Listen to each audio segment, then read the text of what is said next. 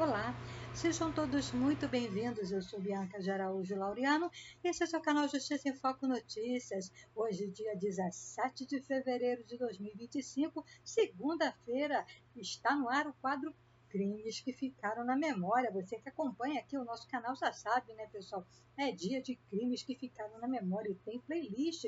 Você pode acessar a playlist Crimes que Ficaram na Memória. Tem muitas histórias aí para você acompanhar, né, pessoal? Muitas histórias que ficaram gravadas na história do Brasil e do mundo, né, pessoal? E hoje é o dia de contar a história do grande Rubens Paiva, que infelizmente teve um fim trágico e a sua vida teve aí, né, pessoal? Entrou aí para a galeria de crimes que ficaram na memória. Então vamos direto aí contar a história de Rubens Paiva, né, pessoal? Rubens Beidotti Paiva nasceu em Santos, dia 26 de dezembro de 1929, e desapareceu no Rio de Janeiro entre os dias 20 e 22 de janeiro de 1971. Foi um engenheiro civil e político brasileiro morto pelo regime militar. Formado em engenharia, Rubens foi eleito deputado federal pelo Partido Trabalhista Brasileiro, PTB, em 1962. Após o golpe de 1964, foi cassado pelo primeiro ato institucional e se autoexilou. Ao retornar para o Brasil, voltou a exercer a engenharia e cuidar de negócios, mas manteve contato com os exilados. Em 1971, a repressão do regime o prendeu, suspeitando do envolvimento com o guerrilheiro Carlos Lamarca. Rubens foi morto nas dependências de um quartel militar entre os dias 20 e 22 de janeiro de 1971. Seu corpo foi enterrado e desenterrado diversas vezes por agentes da repressão até seus restos serem jogados no mar na costa da cidade do Rio de Janeiro em 1973, 2 anos após a sua morte. Eunice Paiva, sua viúva, lutou durante anos pelo reconhecimento da responsabilidade do Estado pela morte. No caso, foi um dos investigados pela Comissão Nacional da Verdade que confirmou a morte de Paiva cerca de 40 anos após o seu desaparecimento. Rubens é pai do escritor Marcelo Rubens Paiva, que escreveu um livro sobre a história posteriormente adaptada ao cinema, chamado Ainda Estou Aqui, né, pessoal? Grande sucesso, ainda está no cinema. A juventude de Rubens, pessoal. Rubens nasceu em 26 de dezembro de 1929, no município de Santos, no estado de São Paulo. Frequentou na infância e adolescência os tradicionais colégios paulistanos, Colégio Arquidiocesano e Colégio São Bento. Formou-se em engenharia civil pela Universidade Mackenzie, na capital paulista.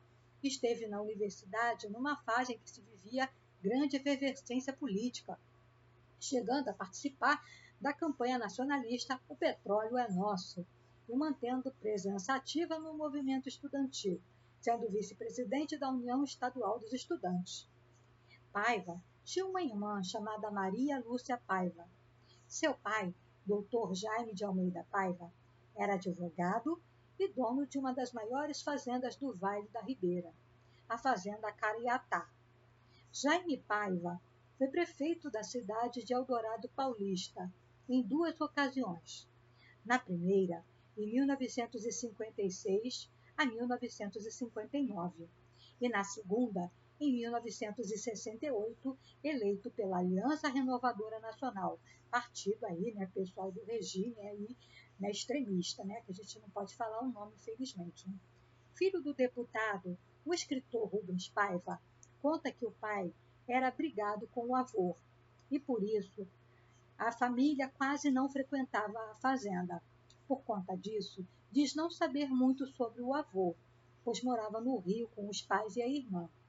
O jornalista Jason Texel conta em seu livro Segredo do Estado que até o deputado, assim como o resto da cidade, chamava seu pai de coronel, e os dois sempre discutiam quando o assunto envolvia política. Em diálogo reconstruído por Técio, retrata que durante a ceia de Natal de 1970, na fazenda Cariatá, Jaime teria dito a Rubens: a única política que tu deve fazer com os militares é a política da boa vizinhança. Nessa época, Rubens havia voltado do exílio de 9 meses na Iugoslávia e na França. depois de ter o seu mandato cassado após o golpe de 1964. Trabalhava como engenheiro civil na empresa Machado da Costa Engenharia, desde 1966, e era dono das empresas Geobras e a Paiva Construtora. Apesar disso, ele ainda ajudava perseguidos políticos a sair do país e mantinha contato com exilados. Menos de um mês depois daquele Natal, em janeiro de 1971, Rubens Paiva seria levado por militares para depor e não voltaria mais para casa. A carreira política. Sua vida política tomou impulso em outubro de 1962, quando foi eleito deputado federal por São Paulo na legenda do Partido Trabalhista Brasileiro, PTB.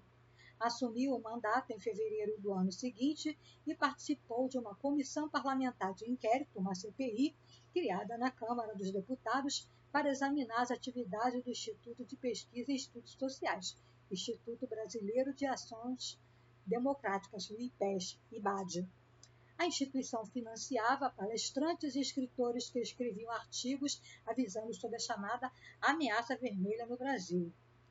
No dia 1º de abril de 1964, enquanto os militares avançavam com suas tropas para depor o então presidente João Goulart, Paiva fez um discurso acalorado de 5 minutos na Rádio Nacional, criticando o governador paulista Adhemar de Barros, apoiador do golpe, e conclamando trabalhadores e estudantes a defenderem a legalidade. Com o golpe militar de 1964, devido ao fato de ter participado da CPI do IBAD, teve seu mandato cassado no dia 10 de abril por meio do ato institucional número 1, editado no dia anterior pela junta militar que assumiu o poder. Exílio e volta ao Brasil. Rubens Paiva se exilou na Iugoslávia e depois na França. Passado 9 meses, viajou com destino a Buenos Aires a fim de se encontrar com Jango e Leonel Brizola. Mas durante uma escala do voo no Rio de Janeiro, disse à aeromoça que iria comprar cigarros. Saiu do avião e pegou outro voo para São Paulo, seguindo para a casa de sua família. Chegou em casa de surpresa, dizendo: entrei no Brasil, estou no Brasil e vou ficar no Brasil. A família mudou-se então para o Rio de Janeiro e Rubens Paiva voltou a exercer a engenharia e a cuidar de seus negócios, mas sempre fazendo contato com os exilados. Fundou com o editor Fernando Gasparian o Jornal de Debate e foi o diretor de A Última Hora, de São Paulo, até que o jornal foi vendido por Samuel Weiner ao grupo Folha da Manhã, de Otávio Frias de Oliveira. Prisão, desaparecimento e morte. No ano de 1969, depois de uma visita a Santiago para ajudar a exilada Helena Bocaiúva Cunha, filha de seu amigo Bocaiúva Cunha, também deputado cassado após o golpe, que fora implicada no sequestro do embaixador Charles Burke Elbick, Rubens Paiva voltou para o Brasil. Algum tempo depois, pessoas que traziam uma carta de Helena endereçada a Rubens foram presas pelos órgãos da repressão política. Os agentes suspeitaram que Rubens Paiva, o contato de Adriano, codinome de Carlos Alberto Muniz, militante do movimento revolucionário 8 de outubro, MR8, e contato de Carlos Lamarca, na época o homem mais procurado do país. Na esperança de prender Adriano e, consequentemente, chegar a Lamarca, 6 homens que disseram pertencer à aeronáutica, armados com metralhadoras, invadiram a casa de Rubens Paiva, no Rio de Janeiro, em 20 de janeiro de 1971, para prendê-lo, sem, contudo, apresentar um mandato de prisão. Rubens acalmou os invasores, pediu que guardassem as armas e vestiu-se. Saiu de terno e gravata, guiando o próprio carro. A recuperação posterior desse carro seria a prova de que o ex-deputado fora preso, o que os órgãos da repressão negavam. Paiva foi levado para o quartel do comando do 3ª Zona Aérea e acareado com 2 senhoras. Os 3 foram obrigados a ficar com os braços levantados. Estas senhoras haviam ido visitar os filhos no Chile e foram presas ao desembarcar no Rio de Janeiro. Uma era a mãe de Almino Alfonso, outra de Helena Bocaiúva. Uma delas passou mal.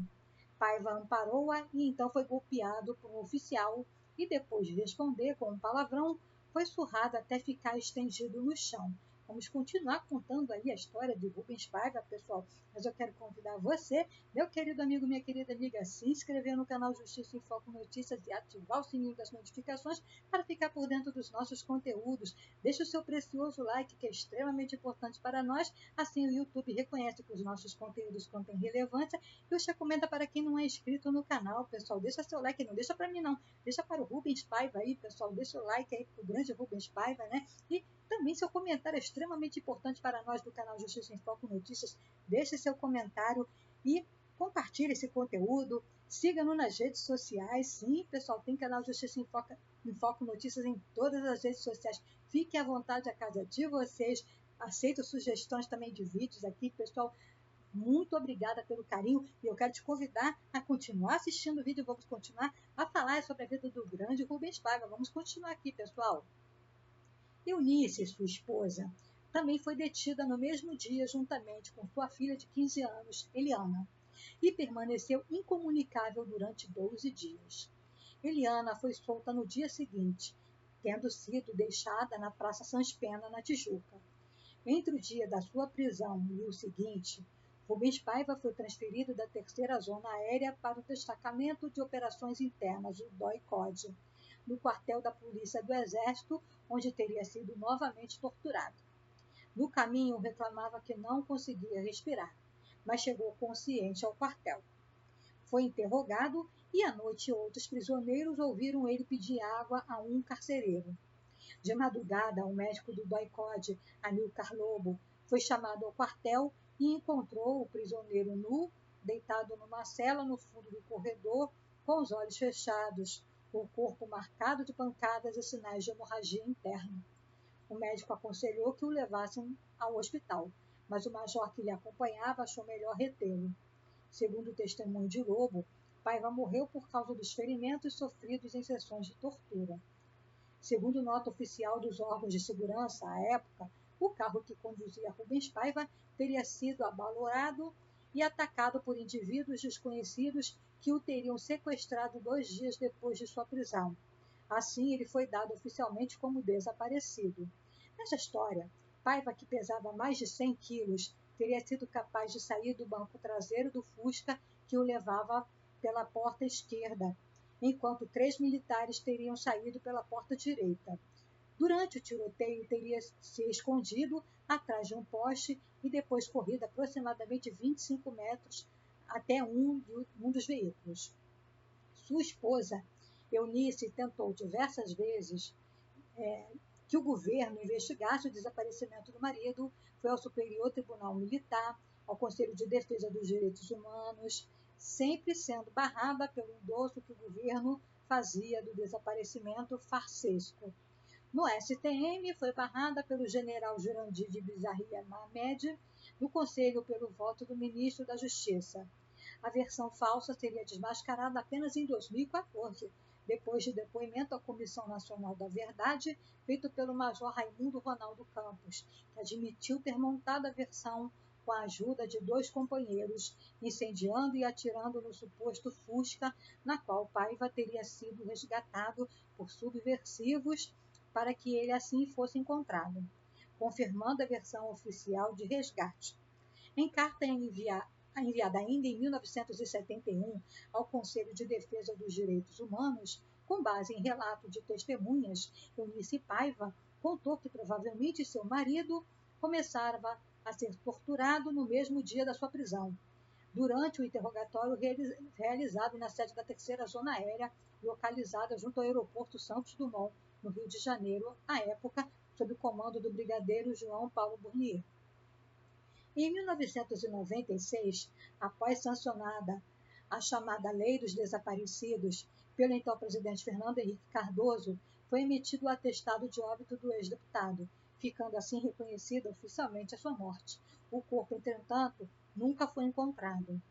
Em 13 de dezembro de 2024, o Conselho Nacional de Justiça determinou o reconhecimento e ratificação dos atestados de óbitos de todos os mortos e desaparecidos vítimas do regime militar.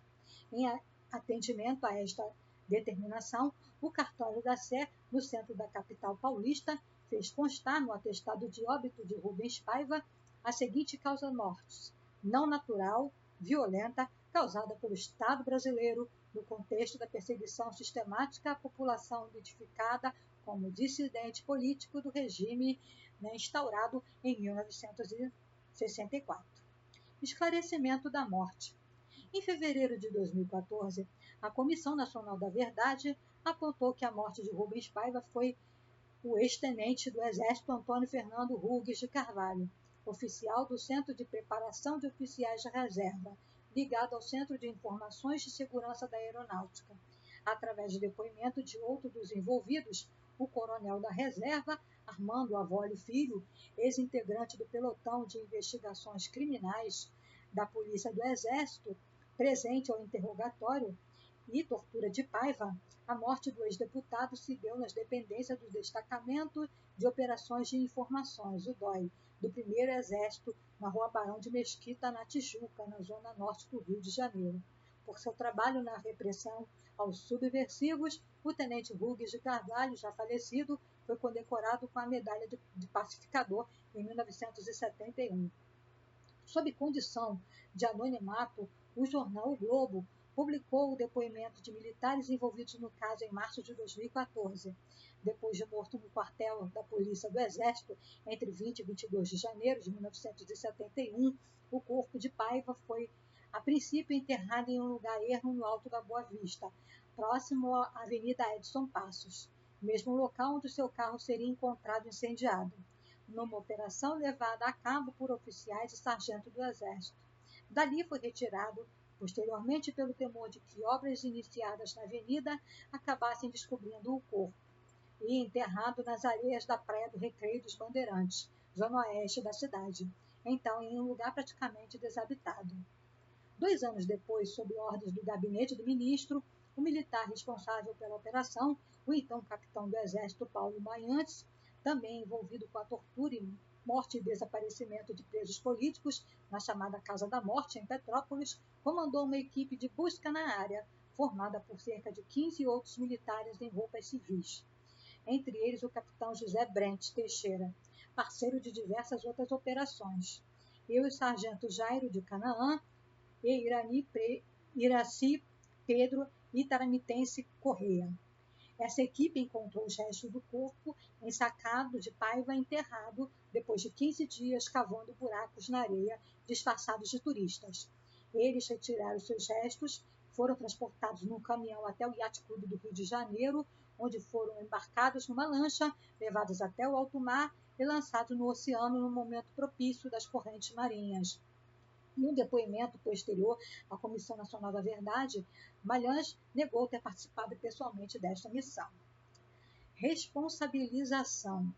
Apesar da cobertura dada aos militares e subversivos pela lei da anistia para crimes cometidos durante o período do regime militar, em março de 2014, o Ministério Público Federal decidiu, através de procedimento instaurado desde 2012, fazer uma denúncia formal dos militares reformados envolvidos no caso e ainda vivos. O Ministério Público Federal acusou um general, 2 coronéis e 2 sargentos. José Antônio Nogueira Belran, comandante do DOI, onde Paiva morreu sob tortura. Raimundo Ronaldo Campos, que admitiu ter montado uma farsa para forjar a fuga do ex-deputado. Rubens País Sampaio, na época capitão, disse ser encarregado das operações de rua do DOI-CODE.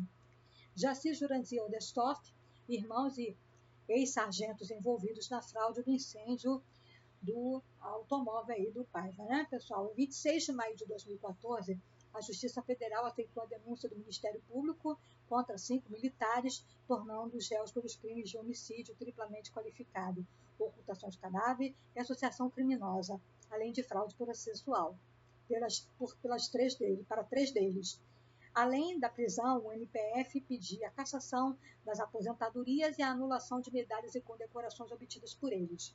A acusação entendia que a anistia não se aplicava e nem estavam os crimes prescritos, pois constituíam crimes de lesa humanidade. Tese acatada pelo juiz federal da 4ª Vara Criminal do Rio de Janeiro. A defesa dos réus recorreu da decisão e, em setembro, o Tribunal Regional Federal da 2ª Região entendeu que a anistia não se aplicava a crimes comuns, como homicídio e ocultação de cadáver, deixando prosseguir o processo. No entanto, na última instância, o ministro Teori Zavascki, do Supremo Tribunal Federal, concedeu liminar aplicando a jurisprudência da Corte formada por uma DPF, a DPF 153, que reconheceu a constitucionalidade da lei de anistia e assim suspendeu o processo. Mesmo suspenso, o ministro determinou em 2015 que as testemunhas elencadas pela acusação fossem ouvidas, dado a idade avançada e do delicado estado de saúde em que estavam. O crime de ocultação de cadáver é uma das principais controvérsias jurídicas do caso, já que seria possível afastar a prescrição se ele fosse entendido como crime permanente, aquele em que o ato delituoso se prolonga no tempo, como se o crime estivesse sendo praticado até hoje. Em setembro de 2020, no julgamento do recurso de embargos ajuizados pelo MPF, o Superior Tribunal de Justiça julgou a questão e manteve o processo trancado. Segundo o ministro relator Joel Paciocchini, o crime não podia ser classificado como permanente, mas sim como instantâneo de efeitos permanentes. Atualmente, o caso está concluído e aguarda julgamento do ministro Alexandre de Moraes, sucessor de Teori Zavascki.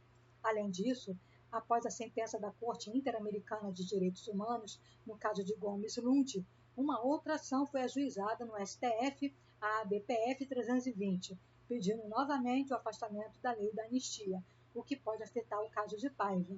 Dos 5 acusados, 3, Sampaio, Campos e Jurandir, já faleceram.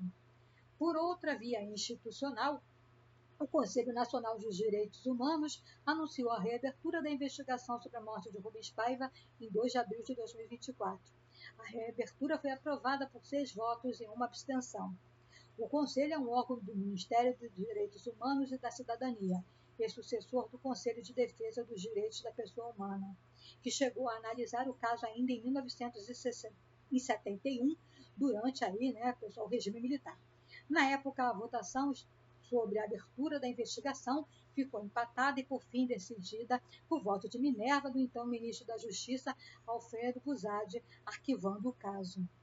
Na cultura popular, questão do Rubens Paiva, pessoal, no dia 3 de abril de 1981, ainda durante o regime militar, o Sindicato dos Engenheiros do Estado de São Paulo inaugurou em sua sede na cidade de São Paulo o auditório Rubens Paiva. O evento contou com a presença da esposa Eunice Paiva e dos filhos Marcelo, Vera e Maria Beatriz. Na engenharia, o Rubens buscou os fundamentos da sua política, pois a atividade lhe permitiu um contato direto com a realidade brasileira. Como operário em construção, aqui com os amigos, senti que Rubens está agora dando uma boa gargalhada e fumando seu charuto, declarou Eunice Paiva, viúva, aí na cerimônia, pessoal. A homenagem ao engenheiro e líder político, reconhecido pela luta em defesa da democracia e da justiça social, também se deveu à sua importância para a valorização dos profissionais, já que foi ele quem sugeriu ao então deputado Almino Afonso que apresentasse um projeto de lei para criar o piso salarial da categoria, ideia concretizada por meio da Lei 4.950, a linha A, de 1966, em vigência até o dia de hoje. Em 1992, Thelma de Souza, prefeita de Santos, terra natal de Rubens, o homenageou colocando seu nome no terminal de integração de passageiros, localizado no bairro de Valongo. Na inauguração estavam presentes a viúva e um dos filhos de Rubens, o escritor Marcelo Paiva. Em 24 de setembro de 1988, foi inaugurado no bairro da Pavuna a estação Engenheiro Rubens Paiva, do metrô do Rio, pessoal? Em 1º de março de 2012, a Assembleia Legislativa de São Paulo instalou a Comissão da Verdade Rubens Paiva, instituída para investigar violações de direitos humanos no período de 64 a 82. Em 12 de agosto de 2014, um busto em homenagem a Rubens Paiva foi inaugurado na Praça Lamartine Babo, na Tijuca, na zona norte do Rio de Janeiro, em frente e de costas ao 1º Batalhão da Polícia do Exército, a sede do DOI-CODE, local onde foi torturado e morto. Segundo Chico Paiva Avelino, neto de Rubens Paiva, o então deputado e futuro presidente, é uma polêmica, pessoal? Os familiares de Rubens Paiva contam que o então deputado na época, Jair Bolsonaro, teria cuspido no busto em homenagem a Rubens Paiva, que foi inaugurado na Câmara em Brasília, em 2014. Bolsonaro teria interrompido o discurso dos familiares gritando que o Rubens Paiva teve o que mereceu e xingou aí alguns palavrões contra Rubens Paiva, né, pessoal? E encerrando aqui literatura e cinema. Em 2015, seu filho e escritor, Marcelo Rubens Paiva, publicou o livro Ainda Estou Aqui, pela editora Alfagara. O livro conta a história de seu desaparecimento e o impacto que isso teve para a sua família, narrando principalmente a visão da matriarca, Eunice Paiva. Em 2024, o livro foi adaptado para o cinema pelo diretor Walter Salles e protagonizado pela atriz Fernanda Torres no papel de Eunice Paiva e Selton Mello na de Rubens Paiva, que venceu o prêmio de melhor roteiro do Festival de Veneza. E Fernanda Torres aí, né, também foi premiada, pessoal. Então, foi aí a história do grande Rubens Paiva, pessoal. Agradeço a você, meu amigo, minha amiga, que ficou comigo aqui até o final desse vídeo. Fiquem todos com Deus, um forte abraço. Até o próximo Crimes que Ficaram na Memória. E não se esqueça, pessoal, fique conosco, porque aqui você sabe, será sempre uma questão de justiça. Obrigada.